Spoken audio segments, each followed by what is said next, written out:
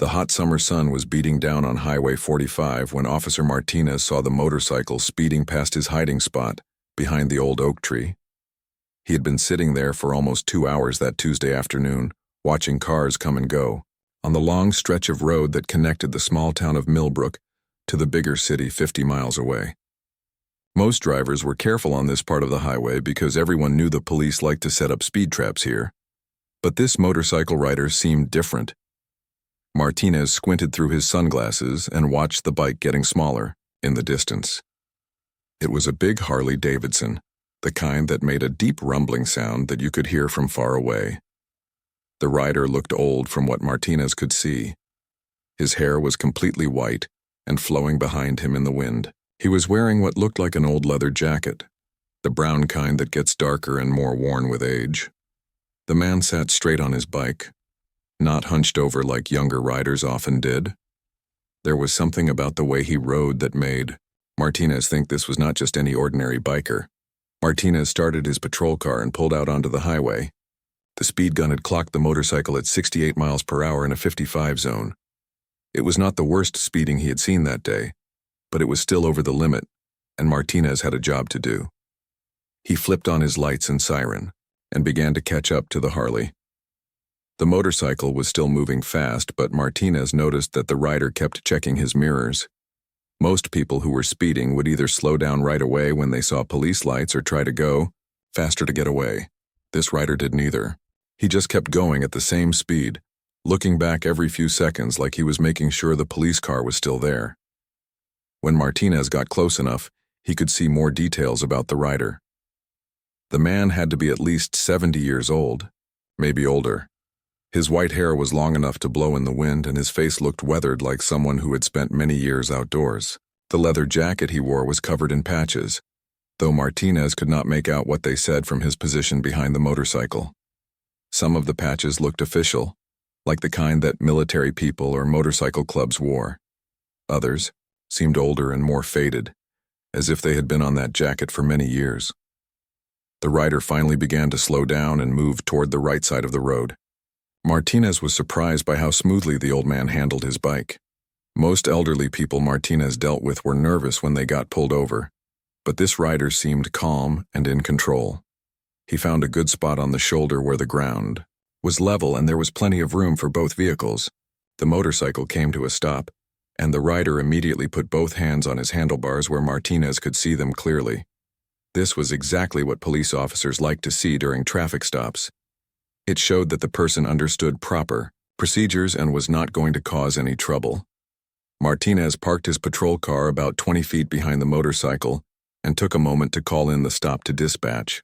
He gave them his location and the license plate number of the Harley, which was from the same state but a different county. While he waited for the information to come back, Martinez studied the rider more carefully. The old man had not moved from his position on the bike. His hands were still on the handlebars, and he was looking straight ahead down the road. Most people would be turning around to see what the officer was doing, but this rider seemed to know that moving around too, much during a traffic stop, was not a good idea. Martinez grabbed his citation book and stepped out of his car. The afternoon heat hit him immediately, making him glad he was wearing his summer uniform instead of the heavier winter one. As he walked toward the motorcycle, he could hear the engine ticking as it cooled down. The Harley was an older model, probably from the 1980s or 90s, but it was in excellent condition. The chrome was polished and shiny, and the paint looked fresh.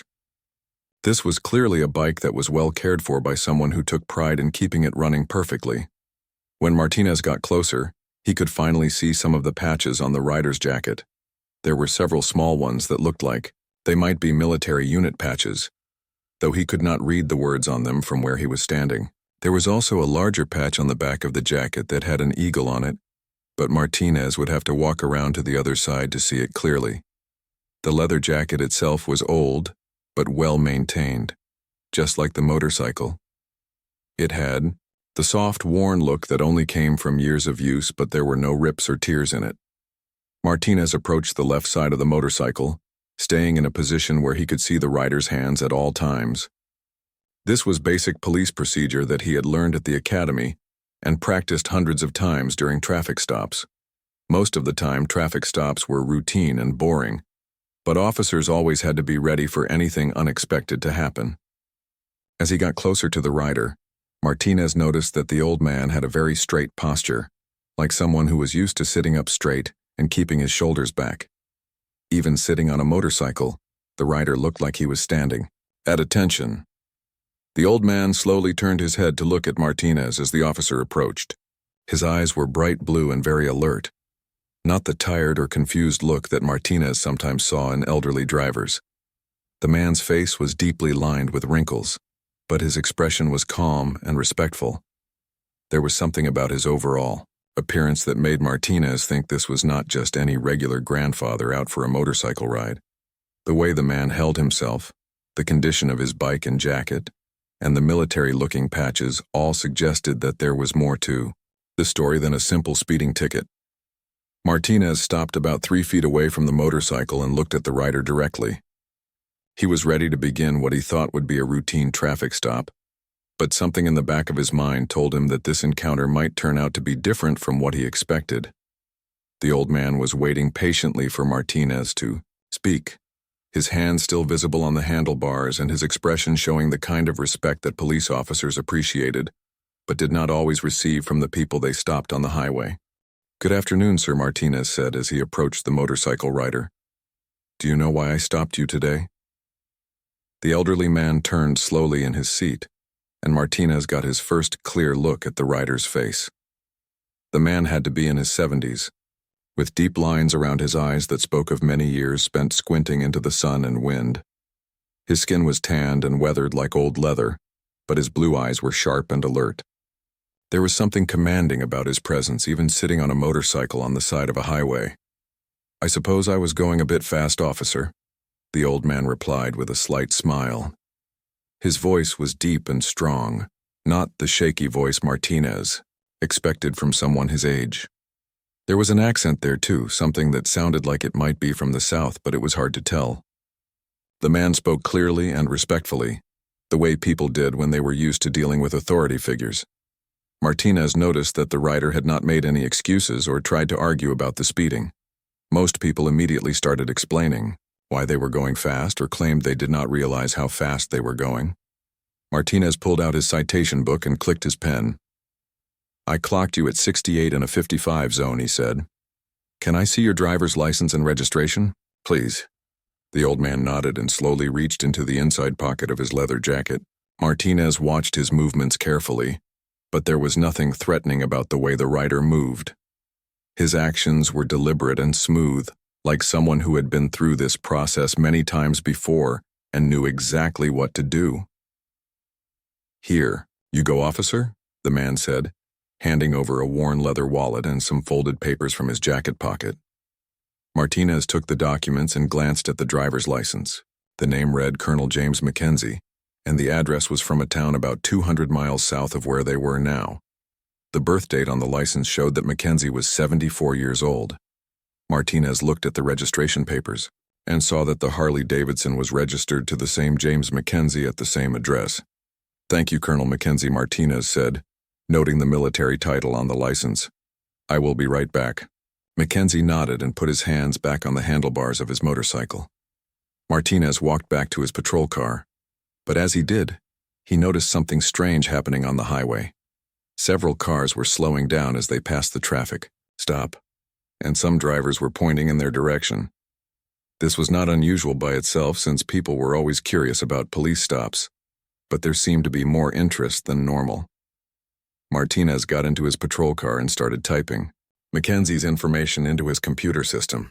While he waited for the results to come back, he watched the traffic going by. More cars were slowing down now, and a few had actually pulled over to the side of the road. Martinez could see people getting out of their vehicles and looking towards the motorcycle. Some of them seemed to be taking pictures with their phones. One man who looked like he might be a veteran himself was standing next to his pickup truck and appeared to be saluting in Mackenzie's direction. The radio in Martinez's patrol car crackled to life. Unit 23. "This is dispatch," came the voice of the dispatcher. "We are receiving multiple calls about your traffic stop. Can you confirm your location and current status?" Martinez picked up his radio microphone, confused by the unusual message. "Dispatch, this is Unit 23. I am at mile marker 47 on Highway 45 conducting a routine traffic stop for speeding. Everything is normal here." There was a pause before the dispatcher responded. "Unit 23. We have received 7 calls in the last 5 minutes from people driving past your location. They are asking about the elderly man on the motorcycle. Do you need any assistance?" Martinez looked toward Mackenzie, who was still sitting calmly on his Harley with his hands on the handlebars. The old man seemed completely unaware of the attention he was getting from passing drivers, or if he was aware, he was not bothered by it. "Negative dispatch," Martinez replied into his radio. "Subject is cooperative and this appears to be a routine traffic violation. I should be clear in about 10 minutes. Martinez put down his radio and looked at his computer screen. Mackenzie's driving record was clean with no recent violations or warrants. His military service record showed up in the system, indicating that he was indeed a retired Army colonel with over 30 years of service. The record also showed several commendations and awards, though Martinez could not see the details from his patrol car computer. Martinez stepped out of his car and walked back toward the motorcycle. As he approached, he could now see the back of Mackenzie's leather jacket more clearly. There was a large patch with an eagle and some words underneath it, but Martinez still could not read the text from his angle. There were also several smaller patches arranged around the larger one, each one looking official and military in nature. The jacket itself was clearly old but extremely well cared for, just like everything else about Mackenzie and his motorcycle. More cars continued to slow down as they passed, and Martinez noticed that the number of people who had pulled over was growing. There were now at least 6 vehicles parked along the shoulder of the highway, and more people were getting out to look. Some of them were older men who looked like they might be veterans themselves, based on their military-style haircuts and the way they carried themselves. A few were wearing baseball caps with military unit patches or logos on them. Colonel Mackenzie Martinez said as he approached the motorcycle again, "Your record is clean and everything appears to be in order. However, I do need to issue you a citation for speeding." Mackenzie nodded and continued to look straight ahead down the highway. Martinez noticed that the old man's expression had not changed at all during the entire stop. He remained calm and respectful, showing none of the irritation or anxiety that most people displayed when they were about to receive a traffic ticket. "I understand," Officer Mackenzie replied. Martinez began filling out the citation form, writing down all of Mackenzie's information and the details of the traffic violation. As he wrote, he kept glancing up at the growing crowd of onlookers. More vehicles had stopped, and Martinez estimated that there were now at least 20 people standing along the side of the highway. Some of them were talking to each other and pointing toward Mackenzie, but they were all keeping a respectful distance from the traffic stop. Martinez was starting to feel uncomfortable about the situation. In his 5 years as a police officer, he had never seen a simple traffic stop attract this much attention from passing drivers. Something about Colonel Mackenzie was causing people to stop and take notice, but Martinez could not figure out what it was. The old man seemed like a regular retiree out for a motorcycle ride, even if he did carry himself with more dignity and presence than most people his age. The sound of engines in the distance caught Martinez's attention. At first he thought it might be more motorcycles joining the gathering crowd, but the sound was different. It was deeper and more powerful, like the engines of large trucks or military vehicles. Martinez looked down the highway and could see several dark shapes approaching from the south, still too far away to make out clearly but obviously moving in their direction. The sound of engines grew louder as Martinez continued writing the traffic citation. He looked up from his paperwork and saw 3 large military vehicles approaching from the south. The lead vehicle was a green Humvee with official military markings, followed by 2 larger transport trucks. Martinez had seen similar vehicles before during military parades and ceremonies, but he had never encountered them during a routine traffic stop on a regular highway. The military convoy slowed down as it approached the growing crowd of onlookers. Martinez counted at least 30 people now standing along the shoulder of the road, and more cars were pulling over every few minutes. Some of the people who had stopped were taking pictures, while others seemed to be waiting for something to happen. Martinez noticed that many of the men in the crowd had military-style haircuts and were wearing clothing with various military patches and logos. The lead Humvee pulled over just ahead of Colonel Mackenzie's motorcycle, positioning itself between the Harley and the northbound traffic. The two transport trucks followed, parking in a line along the highway shoulder. Martinez could see soldiers in the back of the trucks, all wearing what appeared to be dress uniforms rather than combat gear. The sight of so many military personnel arriving at his simple traffic stop made Martinez nervous and confused. A tall man in a military uniform stepped out of the lead Humvee. Martinez could see captain bars on his shoulders and various ribbons and decorations on his chest. The captain was probably in his 40s, with short, dark hair and the kind of straight posture that came from years of military training. He looked serious and determined as he walked toward Martinez, his boots making sharp sounds on the pavement. "Officer Martinez," said the captain as he approached, "I am Captain Rodriguez and I need to speak with you immediately." The captain's voice carried authority and urgency, but Martinez could also hear respect in his tone. Martinez looked back toward Colonel Mackenzie, who was still sitting calmly on his motorcycle. The old man had not turned around to look at the arriving military vehicles, though Martinez was sure he could hear them. "What is this about?" Captain Martinez asked, feeling more confused by the minute. Rodriguez glanced toward Mackenzie and then back to Martinez. His expression seemed to soften slightly, as if he was dealing with emotions that were difficult to control. The captain took a deep breath before speaking again, and Martinez could see that whatever he was about to say was very important to him. "Officer, do you realize who you have stopped?" Rodriguez asked, gesturing toward the elderly biker. Martinez looked at Mackenzie again, taking in the man's calm demeanor and the military patches on his jacket. "I know he is a retired Army colonel named James Mackenzie," Martinez replied. "Beyond that, I just know he was speeding and seems like a decent man who is cooperating fully with the traffic stop." Captain Rodriguez walked closer to Martinez, lowering his voice so that their conversation would not carry to the growing crowd. "Officer, that man is not just any retired colonel. Colonel James Mackenzie is a recipient of the Medal of Honor, the Distinguished Service Cross, and the Silver Star. He is one of the most decorated soldiers in the history of our military." Rodriguez paused to let this information sink in before continuing.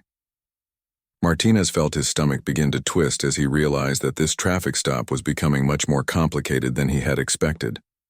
He looked at Mackenzie again, trying to see him in this new light. The old man's straight posture and calm confidence suddenly made more sense. This was not just an elderly man out for a motorcycle ride. This was a genuine American war hero. "Captain." Rodriguez continued speaking, his voice becoming more emotional with each word. "Colonel Mackenzie led a rescue mission in Vietnam 47 years ago today that saved 32 soldiers who were trapped behind enemy lines. My grandfather was one of those soldiers. Without Colonel Mackenzie's courage and leadership, my grandfather would have died in that jungle, and I would never have been born." The captain paused and looked toward Mackenzie with obvious respect and gratitude. "Every year on this date, Colonel Mackenzie rides this exact route to honor the men from his unit who did not make it home from Vietnam. He starts at the memorial in his hometown and rides north to the military cemetery, where some of his fallen comrades are buried. We have been following at a respectful distance for the last 50 miles to pay our respects to him." Martinez felt like the ground was shifting beneath his feet. What had started as a routine speeding citation was turning into something much more significant. He looked at the citation form in his hand and then back at Colonel Mackenzie. The old man was still sitting quietly on his motorcycle, seemingly unaware of the conversation taking place behind him. More military vehicles were arriving now, and Martinez could see soldiers getting out of the transport trucks. They were all wearing dress uniforms with polished boots and brass buttons that gleamed in the afternoon sun. The soldiers began forming neat lines along the highway shoulder, standing at attention with military precision. Martinez counted at least 50 soldiers, maybe more, all facing toward Colonel Mackenzie's motorcycle. Captain Rodriguez noticed Martinez looking at the soldiers. "These men and women represent units from 3 different military bases," Rodriguez explained. Word spread through the military community that Colonel Mackenzie was making his annual memorial ride today. They all wanted to be here to show their respect for what he did, and for the sacrifice of the soldiers who did not come home. Martinez looked at the citation in his hand again. He had been a police officer for 5 years and had written hundreds of traffic tickets, but he had never been in a situation like this. He was supposed to enforce the law equally for everyone.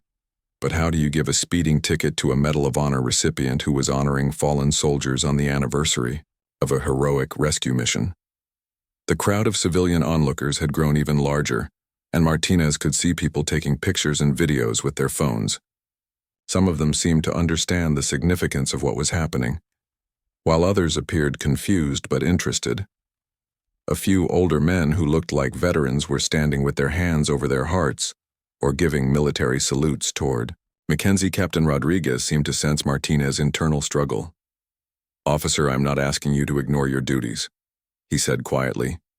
"I just wanted you to understand who Colonel Mackenzie is and why this day is so important to him and to all of us.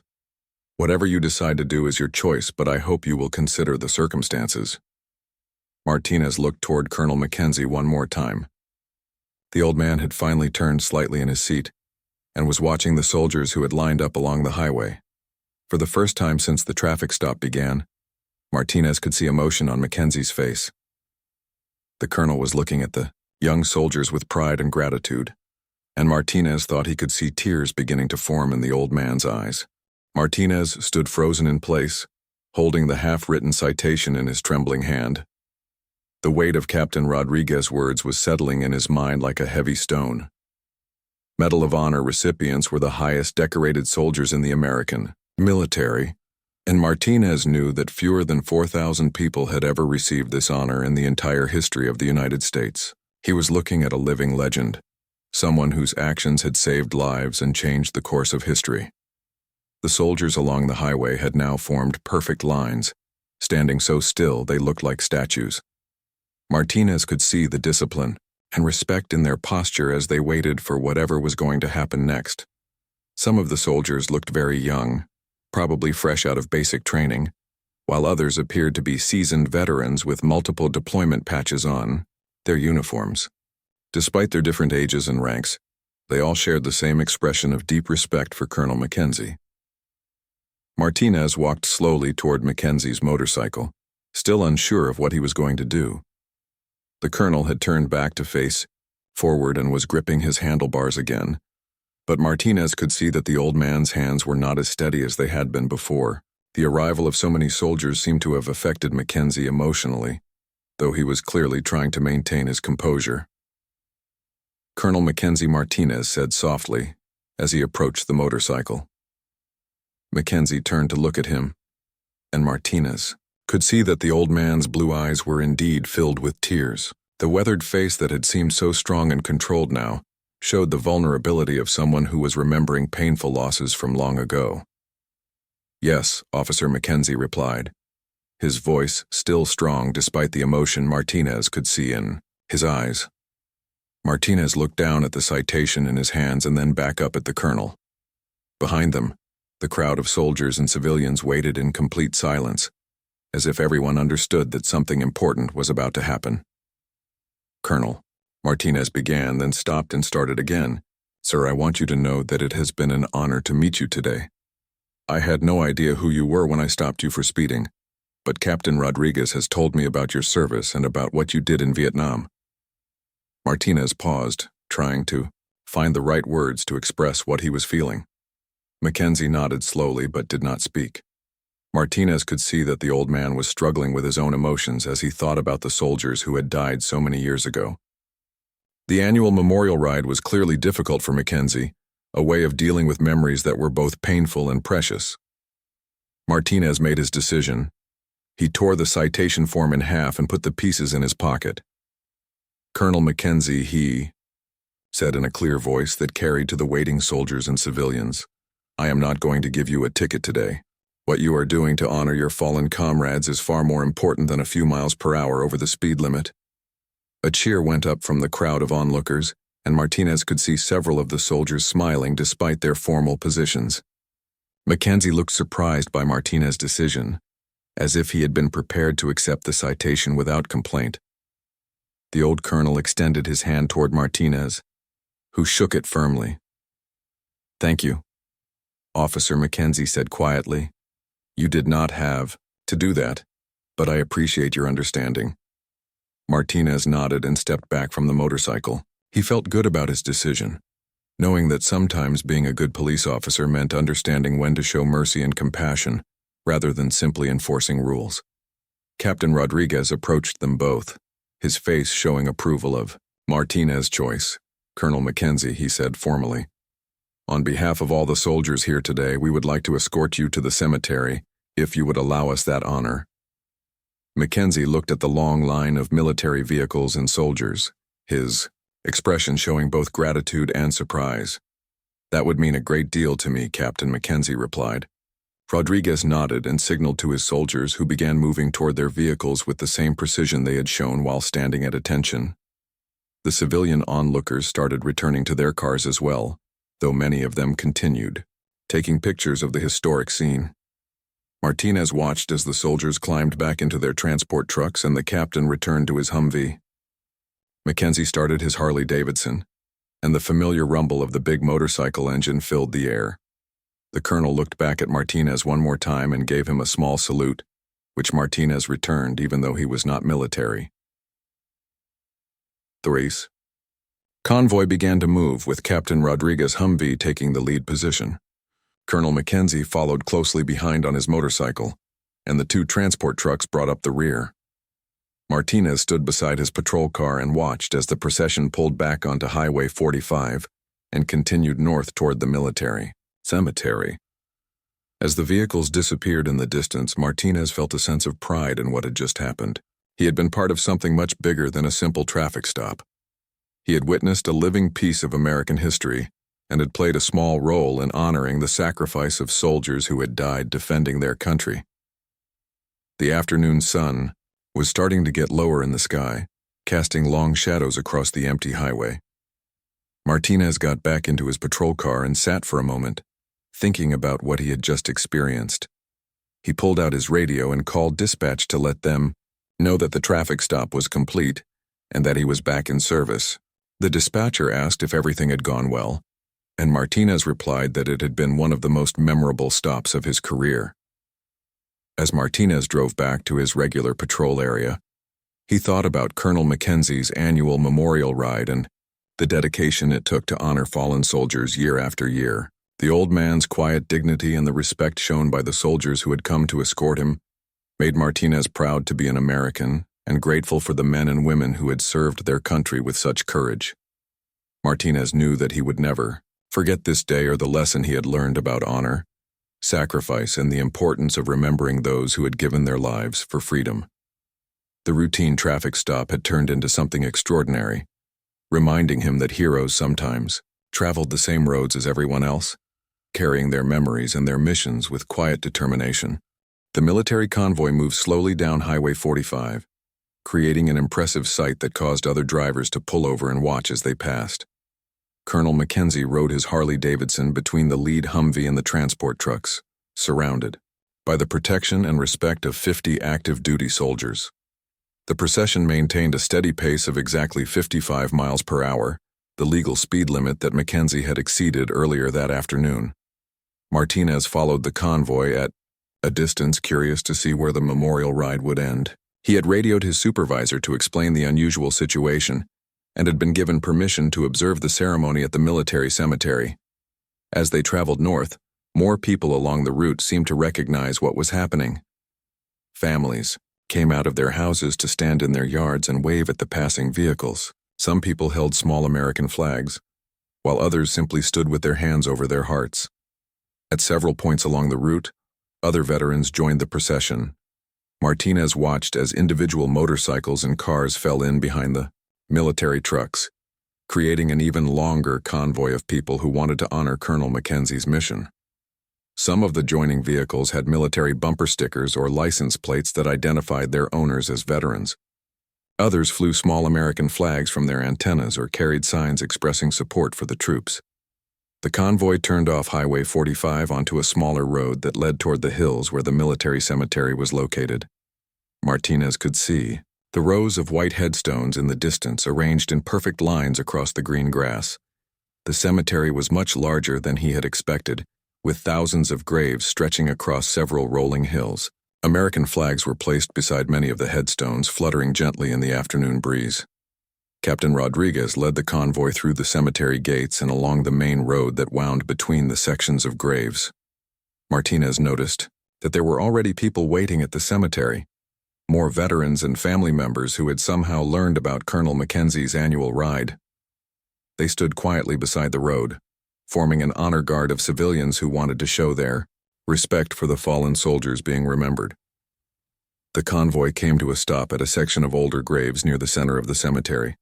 Colonel Mackenzie turned off his motorcycle and sat for a moment, looking out over the rows of white headstones. Martinez could see that this was the most difficult part of the memorial ride for the old colonel. These graves held the remains of soldiers who had served with Mackenzie in Vietnam, men who had not lived to see their families again or enjoy the freedom they had died defending. The soldiers from the transport trucks dismounted and quickly formed lines on both sides of a pathway that led from the road to a specific group of graves. They stood at attention, creating a corridor of honor for Colonel Mackenzie to walk through. Captain Rodriguez approached the colonel's motorcycle and offered to help him dismount, but Mackenzie waved him off politely. Despite his age, the colonel swung his leg over the bike with the same smooth motion Martinez had observed during the traffic stop. Colonel Mackenzie walked slowly between the lines of soldiers, his weathered face showing the weight of memories from nearly 50 years ago. He carried a small wreath of flowers that he had taken from a compartment on his motorcycle. Martinez watched from a respectful distance as the old soldier made his way to a particular headstone in the center of the group. The name on the stone read, Sergeant Michael Thompson, and the date showed that Thompson had been only 22 years old when he died. Mackenzie knelt down beside Thompson's grave and placed the wreath against the headstone. He remained there, for several minutes, his lips moving as if he was speaking to his fallen comrade. Martinez could not hear what the colonel was saying, but he could see the emotion in the old man's posture as he communicated with a friend who had been gone for decades. One by one, other members of the convoy approached different graves in the same section. Martinez realized that this entire area of the cemetery held the remains of soldiers from Mackenzie's unit, men who had died in the same war where the colonel had earned his Medal of Honor. Each visitor seemed to know exactly which grave they were looking for, suggesting that this memorial ceremony had been planned in advance, and that many of the participants had personal connections to the soldiers buried here. Captain Rodriguez approached Martinez and spoke quietly, so as not to disturb the solemn ceremony taking place around them. "Officer," he said, "my grandfather is buried 3 rows over. He lived for 40 years after Colonel Mackenzie saved his life in Vietnam, long enough to see me graduate from West Point and begin my own military career. Everything I am today is because of what the colonel did on that day in 1978. Martinez nodded, beginning to understand the full significance of what he was witnessing. This was not just about one man's annual memorial ride. This was about the connections between generations of soldiers and the debt that could never be fully repaid. The young soldiers standing at attention around the graves were protecting and honoring the memory of men who had died before most of them were even born. As the sun began to set, Colonel Mackenzie slowly stood up from beside Sergeant Thompson's grave. He reached into his jacket pocket and pulled out a small American flag, which he placed beside the wreath. The colonel then stepped back and gave a long, formal military salute to the headstone. Every soldier in the cemetery immediately came to attention and returned the salute, creating a moment of perfect unity between the living and the dead. The ceremony continued as other visitors placed flowers, flags, and personal mementos on various graves throughout the section. Martinez saw photographs being left beside headstones along with letters that had been carefully folded and placed under small stones to keep them from blowing away. Some people brought items that had belonged to the deceased soldiers, returning them to their final resting places after decades of being kept by grieving families. As darkness began to fall, the cemetery grounds became illuminated by small lights that had been placed beside many of the graves. The effect was both beautiful and haunting, creating a field of gentle stars that honored the sacrifice of the soldiers buried there. Colonel Mackenzie walked back through the honor guard of soldiers, stopping to shake hands with Captain Rodriguez and several other officers who had made the journey to honor him. Martinez approached Colonel Mackenzie as the old soldier prepared to mount his motorcycle for the ride home. "Colonel," he said, "I want to thank you for allowing me to witness this ceremony. I had no idea when I stopped you for speeding that I would end up being part of something so meaningful." Mackenzie smiled and shook Martinez's hand firmly. "Officer Martinez," he replied, "sometimes the most important moments in our lives come when we least expect them. You chose to show compassion and understanding today, and that meant more to me than you will ever know." The colonel climbed onto his Harley-Davidson and started the engine, which seemed quieter and more respectful in the sacred atmosphere of the cemetery. The convoy reformed for the journey home, but many of the participants would be traveling in different directions to reach their own communities. Martinez watched as Colonel Mackenzie rode slowly back through the cemetery gates, escorted by the military vehicles and followed by the civilian cars and motorcycles that had joined the procession. The memorial ride was complete, but Martinez knew that the memory of this day would stay with everyone who had been part of it. As Martinez drove back to complete his shift, he reflected on the lesson he had learned about heroism, sacrifice, and the importance of honoring those who had served their country. He realized that heroes were not always famous or recognized, and that sometimes they traveled the same roads as everyone else, carrying their missions and their memories with quiet dignity. The traffic stop that had started as a routine encounter had become one of the most meaningful experiences of his career, reminding him that every person has a story worth knowing and respecting.